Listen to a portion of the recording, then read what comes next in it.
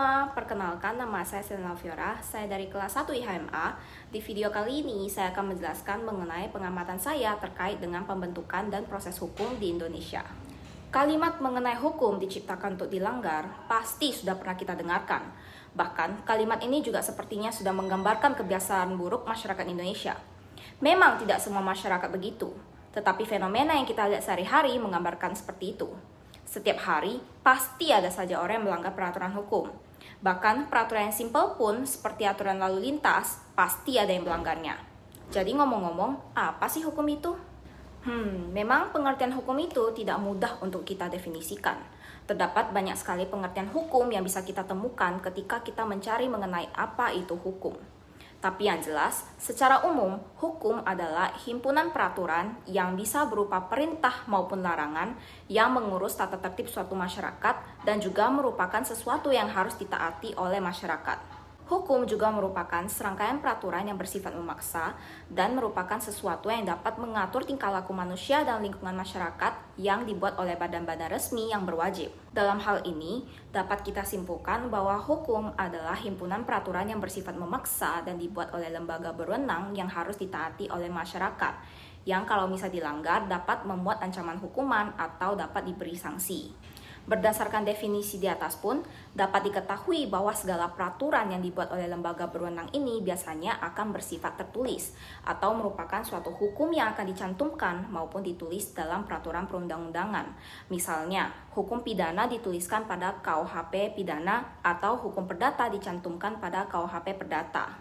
Kita semua tahu dan sadar bahwa walau hukum sudah dibuat dan diatur sedemikian rupa, tetap saja banyak terjadi pelanggaran di negara kita ini, baik dalam aturan lalu lintas maupun bentuk pelanggaran hukum lainnya. Nah, jadi dalam video kali ini, saya akan menjelaskan mengenai pelanggaran hukum lalu lintas mengenai laka lantas yang merupakan salah satu pelanggaran terhadap hukum pidana. Kecelakaan lalu lintas atau yang biasanya disebut sebagai laka lantas adalah sebuah insiden yang paling ditakuti dan dihindari oleh setiap pengendara dimanapun. Nah, menurut Undang-Undang Nomor 22 Tahun 2009 tentang Lalu Lintas dan Angkutan Jalan, kecelakaan lalu lintas merupakan suatu peristiwa di jalan yang tidak diduga dan tidak disengaja yang melibatkan kendaraan dengan atau tanpa pengguna jalan lain yang mengakibatkan korban manusia dan atau kerugian harta benda. Terdapat pasal kecelakaan lalu lintas yang menyebabkan kematian yang dapat dijerat oleh si pengemudi atau sang supir. Nah, tindak pidana lalu lintas ini merupakan salah satu perbuatan pelanggaran terhadap perundang-undangan yang mengatur tentang lalu lintas. Pelanggaran yang dilakukan dapat menyebabkan terjadinya kecelakaan lalu lintas. Dalam hal ini, berarti hal tersebut termasuk dalam asas legalitas atau the principle of legality yang merupakan asas yang menentukan bahwa tindak pidana haruslah diatur terlebih dahulu dalam undang-undang atau suatu aturan hukum sebelum seseorang melakukan pelanggaran atau perbuatannya. Kemunculan asas legalitas dalam peraturan perundang-undangan yang dapat ditemukan dalam pasal 1 ayat 1 KUHP yang menerangkan bahwa suatu perbuatan tidak dapat dipidana kecuali berdasarkan ketentuan perundang-undangan pidana yang telah ada. Sehingga jika sudah diatur dalam perundang-undangan, maka segala bentuk pelanggaran pidana dapat diadili sesuai dengan pasal yang sudah diatur. Adapun meningkatnya jumlah kasus kecelakaan membuat orang-orang harus semakin berhati-hati dalam berkendara, dikarenakan ancaman kehilangan jiwa akan berada di depan mata jika kita tidak menggubris atau menjalankan pemahaman norma dalam berlalu lintas. Terdapat beberapa penggolongan kecelakaan lalu lintas, yaitu ringan yang mengakibatkan kerusakan kendaraan dan atau barang, kemudian sedang yang mengakibatkan luka ringan maupun kerusakan kendaraan dan atau barang, dan selanjutnya adalah berat yang mengakibatkan korban meninggal dunia atau luka berat. Adapun kepada pengemudi kendaraan yang terlibat kecelakaan lalu lintas, wajib menghentikan kendaraan yang dikemudikannya, kemudian memberikan pertolongan kepada korban atau melaporkan kecelakaan kepada Kepolisian Negara Republik Indonesia terdekat ataupun memberikan keterangan terkait dengan kejadian kecelakaan. Pengemudi kendaraan yang karena adanya keadaan memaksa sehingga tidak dapat menghentikan kendaraannya untuk memberikan pertolongan kepada korban, harap segera melaporkan diri kepada polisi. Kemudian kepada saksi, setiap orang yang mendengar, melihat, dan atau mengetahui terjadinya suatu kecelakaan lalu lintas, wajib memberikan pertolongan kepada korban kecelakaan lalu lintas, melaporkan kecelakaan tersebut kepada kepolisian, serta memberikan keterangan kepada kepolisian. Adapun korban kecelakaan lalu lintas berhak mendapatkan pertolongan dan perawatan dari pihak yang bertanggung jawab atas terjadinya kecelakaan lalu lintas tersebut dan atau pemerintah, ganti rugi dari pihak yang bertanggung jawab atas terjadinya kecelakaan lalu lintas tersebut, kemudian adanya santunan kecelakaan lalu lintas dari perusahaan asuransi. Dengan tidak menggugurkan tuntutan perkara pidana, pengemudi, pemilik dan atau perusahaan angkutan umum wajib memberikan bantuan kepada ahli waris korban berupa biaya pengobatan dan atau biaya pemakaman jika korban tersebut meninggal dunia akibat kecelakaan berat. Kemudian adanya bantuan kepada korban berupa biaya pengobatan jika terjadi cedera terhadap badan atau kesehatan korban akibat kecelakaan sedang dan berat. Adapun pihak yang menyebabkan terjadinya kecelakaan lalu lintas ini wajib mengganti kerugian yang besarannya itu ditentukan berdasarkan putusan pengadilan. Nah, kemudian kewajiban mengganti kerugian pada kecelakaan ringan yang mengakibatkan kerusakan kendaraan dan atau barang dapat dilakukan di luar pengadilan jika terjadi kesepakatan yang damai di antara para pihak yang terlibat tersebut. Dalam hal ini, tentu kita dapat tahu bahwa dalam berkendara, pengendara itu juga memiliki hak dan kewajibannya agar tidak terjadi laka lantas. Hak dan kewajiban pengendara ini penting untuk mengatur para pengendara ketika di jalan raya.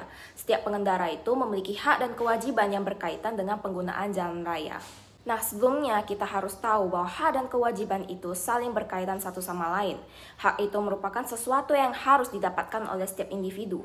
Misalnya, setiap orang itu dia memiliki hak yang sama dalam menggunakan jalan umum. Sedangkan kewajiban itu adalah sesuatu yang harus dilaksanakan oleh setiap individu. Misalnya, setiap orang itu memiliki kewajiban yang sama dalam mengikuti aturan lalu lintas. Dalam hal ini, terdapat beberapa hak bagi pengendara, yaitu menggunakan jalan raya, mendapatkan jalan yang aman, mendapatkan jalan yang nyaman, dan lain-lain. Adapun kewajiban yang harus dilakukan sebelum mendapatkan hak yaitu menaati semua aturan rambu lalu lintas, menghormati pengendara lain maupun pejalan kaki, serta tidak kebut-kebutan di jalan raya, dan lain-lain. Dengan melaksanakan kewajiban tersebut, maka hak akan tercapai, karena sebelum ingin mendapatkan hak, kita harus melakukan suatu tindakan yang berupa kewajiban terlebih dahulu. Maka dengan melaksanakan kewajiban pengendara, maka hak pengendara juga akan tercapai dan tidak akan terjadi laka lantas. Namun, kita tahu bahwa tidak semua masyarakat dapat menerapkan hak dan kewajiban mengendara secara maksimal. Maka dari itu, laka lantas tetap akan menjadi suatu permasalahan yang sulit untuk dihilangkan ketika berkendara. Maka ketika terjadi laka lantas, tetap akan ada orang yang akan menjadi pelaku maupun korban. Nah, pelaku inilah yang akan diadili ketika terjadinya suatu laka lantas. Sesuai dengan asas legalitas bahwa suatu perbuatan tidak dapat dipidana kecuali berdasarkan kekuatan ketentuan perundang-undangan pidana yang telah ada. Maka dari itu, hukum mengenai laka lantas ini akan menjadi suatu aturan yang akan disusun dalam ketentuan perundang-undangan pidana yang akan berlaku secara umum bagi setiap orang. Hukum kecelakaan lalu lintas diatur dalam Undang-Undang Nomor 22 Tahun 2009 tentang Lalu Lintas dan Angkutan Jalan atau UU LLAJ. Hukum dan undang-undang ini akan menjadi dasar atas kasus kecelakaan seperti gugatan ganti rugi kecelakaan lalu lintas. Salah satu pasal yang menjadi dasar hukum kecelakaan lalu lintas adalah pasal 283 yang berbunyi, setiap orang yang mengemudikan kendaraan bermotor di jalan secara tidak wajar dan melakukan kegiatan lain atau dipengaruhi oleh suatu keadaan yang mengakibatkan gangguan konsentrasi dalam mengemudi di jalan, sebagaimana dimaksud dalam pasal 106 ayat 1, dipidana dengan pidana kurungan paling lama 3 bulan atau denda paling banyak Rp750.000. Selain pasal 283, pasal lainnya yang juga bisa menjadi dasar hukum untuk kasus kecelakaan lalu lintas seperti pengemudi kendaraan bermotor yang menyebabkan kecelakaan lalu lintas yang mengakibatkan korban luka, baik luka ringan maupun luka berat atau meninggal dunia, diancam dengan sanksi pidana sebagaimana diatur dalam pasal 310 ayat 2, 3, dan 4 UU LLAJ yang berbunyi, setiap orang yang mengemudikan kendaraan bermotor yang karena kelalaian yang mengakibatkan kecelakaan lalu lintas dengan korban luka ringan dan kerusakan kendaraan dan atau barang sebagaimana dimaksud dalam pasal 229 ayat 3 dipidana dengan pidana penjara paling lama 1 tahun dan atau denda paling banyak Rp2.000.000. Kemudian setiap orang yang mengemudikan kendaraan bermotor yang karena kelalaiannya mengakibatkan kecelakaan lalu lintas dengan korban luka berat sebagaimana dimaksud dalam pasal 229 ayat 4 dipidana dengan pidana penjara paling lama 5 tahun dan atau denda paling banyak Rp10 juta. Selanjutnya dalam hal kecelakaan sebagaimana dimaksud pada ayat 3 yang mengakibatkan orang lain meninggal dunia dipidana dengan pidana penjara paling lama 6 tahun dan atau denda paling banyak Rp12 juta. Adapun penjelasan lain terkait dengan pengemudi kendaraan yang terlibat kecelakaan lalu lintas bagaimana yang diatur dalam pasal 231 Undang-Undang Nomor 22 Tahun 2009 tentang lalu lintas dan angkutan jalan, yaitu pengemudi kendaraan yang terlibat kecelakaan lalu lintas wajib menghentikan kendaraan yang dikemudikannya, memberikan pertolongan kepada korban, melaporkan kecelakaan kepada Kepolisian Negara Republik Indonesia terdekat, memberikan keterangan yang terkait dengan kejadian kecelakaan. Kemudian, pengemudi kendaraan yang karena keadaan memaksa tidak dapat melaksanakan ketentuan sebagaimana yang dimaksud pada ayat 1 huruf A dan B, segera melaporkan diri kepada Kepolisian Negara Republik Indonesia terdekat menurut aturan 4 Undang-Undang Transportasi. Selain melalui jalur hukum, cara menyelesaikan masalah tabrakan juga bisa dilakukan dengan jalan yang damai. Hal ini dilakukan dengan membuat kesepakatan antara kedua belah pihak yang terlibat dalam kecelakaan untuk menyelesaikan masalah secara kekeluargaan. Meskipun pelaku telah bertanggung jawab dan terjadi prosedur damai laka lantas antara kedua belah pihak, akan tetapi hal ini tidak menghilangkan tuntutan pidana terhadap pelaku kecelakaan, terutama yang menyebabkan hilangnya nyawa. Kepolisian akan tetap melakukan penyidikan meskipun ada kesepakatan bahwa keluarga si korban tidak menuntut secara pidana. Dalam hal ini, kita tahu bahwa pembentukan hukum laka lantas ini tentu berdasarkan pandangan legisme yang terbentuk oleh perundang-undangan dan sangat menitik beratkan pada faktor kepastian hukum karena disajikan dalam bentuk tertulis. Maka dalam kasus laka lantas ini, pelaku akan diadili sesuai dengan pasal yang tercantum dalam peraturan perundang-undangan pidana dengan melihat pelanggaran apa yang telah dilakukan. Sehingga pelaku akan diadili sesuai dengan apa yang sudah diatur dalam isi UUD untuk mengatur kepastian. Adapun faktor yang membantu pembentukan hukum tersebut menurut W. van Apeldoorn yaitu berdasarkan pengadilan yang dimana adanya keputusan yang menuangkan aturan laka lantas dalam peraturan perundang-undangan. Jika dikaji dari pembentukan hukum modern, maka yang sesuai adalah peraturan perundang-undangan dan proses peradilan, yang dimana karena adanya keputusan untuk mewujudkan aturan laka lantas ini dalam peraturan perundang-undangan pidana agar kepastian hukum dapat terjamin, sehingga pelaku laka lantas ini dapat diadili sesuai dengan pasal yang sudah ditetapkan dalam peraturan perundang-undangan. Jika dikaji menurut pembagian hukumnya, hukum mengenai laka lantas ini termasuk hukum objektif bila dikaji menurut sifatnya karena merupakan hukum yang berlaku umum. Kemudian merupakan hukum tertulis jika dikaji menurut sifatnya karena sudah dicantumkan dalam peraturan UU. Lalu termasuk hukum umum jika dikaji menurut luas berlakunya karena berlaku bagi setiap orang di masyarakat tanpa membedakan jenis kelamin maupun jabatan seseorang. Kemudian merupakan hukum material jika dikaji menurut fungsinya karena hukum ini mengatur hubungan hukum antara sesama anggota masyarakat, serta merupakan hukum publik jika dikaji menurut kepentingannya karena hukum ini mengatur mengenai kepentingan umum. Adapun hukum mengenai laka lantas ini juga dibuat dengan memperhatikan asas transparan yaitu keterbukaan dalam penyelenggaraan lalu lintas dan angkutan jalan kepada masyarakat luas dalam memperoleh informasi yang benar, jelas, dan jujur.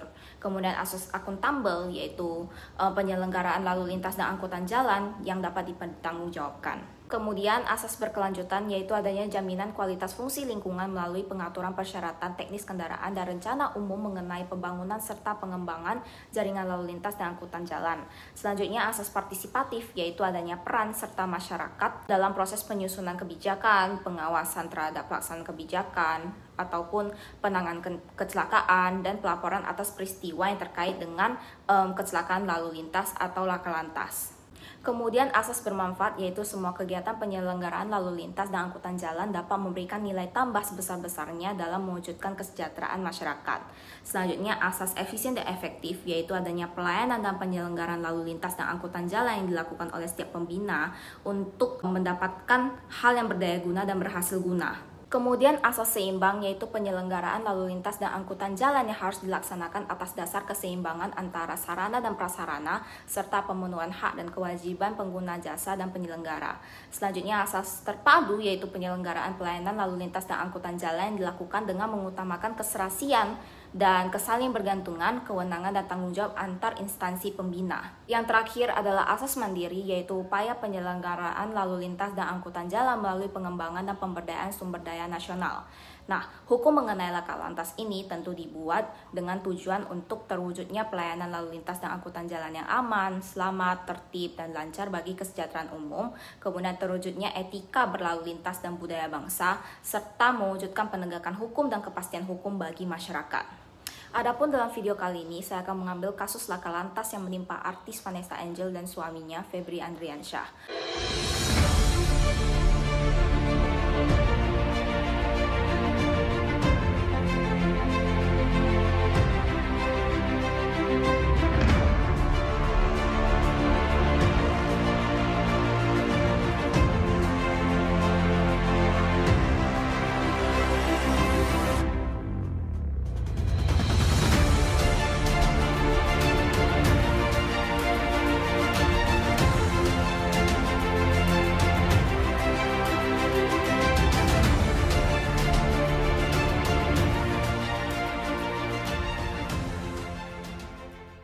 mobil yang mereka tumpangi mengalami kecelakaan tunggal di Tol Jombang, Jawa Timur. Polisi menyebut lokasi kecelakaan tepatnya di Tol Jombang kilometer 672. Nah, mobil Vanessa Angel ini melaju ke arah Nganjuk menuju Surabaya pada Kamis tanggal 4 bulan 11 tahun 2021. Nah, diketahui bahwa kecelakaan ini menyebabkan mobil yang berwarna putih itu bernomor polisi B1284BJU itu rusak berat, yang dimana bagian atap dan depannya itu ringsek usai menabrak jalan tol, kemudian bagian fendernya itu juga copot dari bagian mobil. Nah, polisi mengungkapkan bahwa terdapat 5 orang dalam mobil Pajero Sport tersebut, yaitu Vanessa Angel, suaminya Febri Andriansyah, anak Vanessa Angel yang bernama Galas Sky Andriansyah, kemudian pengemudi mobil yang bernama Tubagus Jody, dan asisten rumah tangga Vanessa Angel. Nah, kasus tersebut menyebabkan 2 orang itu meninggal dan 3 orang lainnya mengalami luka. Adapun kecelakaan ini terjadi pada sekitar pukul 12.36 WIB. Nah, menurut keterangan polisi, jalur yang menjadi tempat kejadian perkara atau TKP itu merupakan jalan yang lurus dan tak berkelok. Ruas jalan pun tak bergelombang, dan pada saat itu cuacanya sedang cerah, bahkan situasi pada saat arus lalu lintas itu juga sedang lancar. Nah, menurut keterangan polisi, supir ini diduga lelah ketika mengendarai mobil tersebut hingga menyebabkan kecelakaan. Nah, adapun dari informasi yang didapatkan, kendaraan ini mengalami oleng ke sebelah kiri yang membuat kendaraan tersebut tiba-tiba menabrak beton pembatas sebelah kiri ruas jalan hingga mengakibatkan kendaraan tersebut terpelanting dan berhenti di jalur cepat. Supir disebutkan membanting setir hingga akhirnya menabrak pembatas tol. Adapun ketika si pengemudi diminta keterangan, pengakuan si pengemudi ini seperti sedang kurang konsentrasi atau sedang mengantuk. Ia mengaku bahwa ia melihat asap putih yang akhirnya membuat pikirannya itu ngeblank dan akhirnya menabrak pembatas jalan hingga terpelanting. Nah, adapun si pengemudi ini juga telah terbukti bahwa ia berkendara cepat dan melanggar batas kecepatan maksimal ketika berkendara di jalan tol, yaitu 80 km per jam, padahal sudah ada rambu yang telah dipasang. Dalam hal ini memang terbukti bahwa si pengemudi Pajero ini memang kurang konsentrasi, lalai dan melanggar aturan yang telah diterapkan di jalan tol dalam berkendara sehingga mengakibatkan terjadinya laka lantas. Nah, adapun pasca kecelakaan ini, tubuh Vanessa Angel terlempar keluar sejauh 3 meter dari lokasi mobil karena tidak mengenakan safety belt, sedangkan sang suami Febri Andriansyah masih berada di dalam mobil karena mengenakan safety belt atau seat belt. Nah, keduanya meninggal dunia di lokasi kecelakaan. Dalam kasus tersebut ditetapkan bahwa si pengemudi yang bernama Tubagus Muhammad Jody Pramasetia ditetapkan menjadi tersangka dan langsung ditahan di Polres Jombang. Nah, ia dijerat pasal berlapis dengan ancaman maksimal 12 tahun penjara. Adapun Kamit Humas Polda Jawa Timur Kombes Gatot Redli Handoko dan konferensi pers di Gedung Bidang Humas Polda Jawa Timur pada hari Kamis tanggal 11 bulan 11 tahun 2021 merincikan bahwa Jody dijerat dengan pasal 310 ayat 4 dan atau pasal 311 ayat 5 Undang-Undang Nomor 22 tahun 2009 tentang lalu lintas dan angkutan jalan atau UU LLAJ. Adapun pada pasal 310 ayat 4 berbunyi dalam hal kecelakaan sebagaimana dimaksud pada ayat 3 yang mengakibatkan orang lain meninggal dunia, dipidana dengan pidana penjara paling lama 6 tahun dan atau denda paling banyak 12 juta rupiah. Sedangkan pada pasal 311 ayat 5 berbunyi dalam hal perbuatan sebagaimana dimaksud pada ayat 4 mengakibatkan orang lain meninggal dunia, pelaku dipidana dengan pidana penjara paling lama 12 tahun atau denda paling banyak 24 juta rupiah. Pada hari Rabu itu juga, tanggal 10, Saudara Jody, Tubagus Jody, Muhammad Jody, sudah dinyatakan sebagai tersangka. Kepada yang bersangkutan, kenapa dikenakan sebagai tersangka? Ada beberapa bukti petunjuk, barang bukti yang bisa dikenakan kepada yang bersangkutan. Ya, sebagai contoh, dalam penggunaan jalan tol ada batas rambu yang seharusnya dipatuhi oleh pengemudi. Ya, nanti detailnya akan disampaikan oleh Pak Dirlantas. Yang jelas sudah ada petunjuk kecepatan maksimal ada 80. Ya. Kemudian untuk tersangka Jody dikenakan pasal 310 ayat 4 Undang-Undang RI nomor 22 tentang lalu lintas angkutan jalan raya. Ya, itu ancamannya 6 tahun dengan denda 12 juta rupiah, dan atau pasal 311 ayat 5 Undang-Undang nomor 22 tentang lalu lintas angkutan jalan raya yang ancaman hukumannya 12 tahun penjara dengan denda 24 juta. Jadi terhadap Jody dikenakan dua pasal, pasal 310 dan atau pasal 311. Ya. Kepada yang bersangkutan hari ini sudah dilakukan penahanan di Polres Jombang. Adapun terdakwa kasus kecelakaan tunggal sekaligus supir mendiang Vanessa Angel, Tubagus Muhammad Jody Pramastia yang berumur 24 tahun telah divonis oleh hakim pada Senin tanggal 11 bulan 4 tahun 2022. Majelis Hakim Pengadilan Negeri Jombang, Jawa Timur memvonis Tubagus dengan hukuman 5 tahun penjara sesuai pasal 310 ayat 4 Undang-Undang nomor 22 tentang lalu lintas dan angkutan jalan.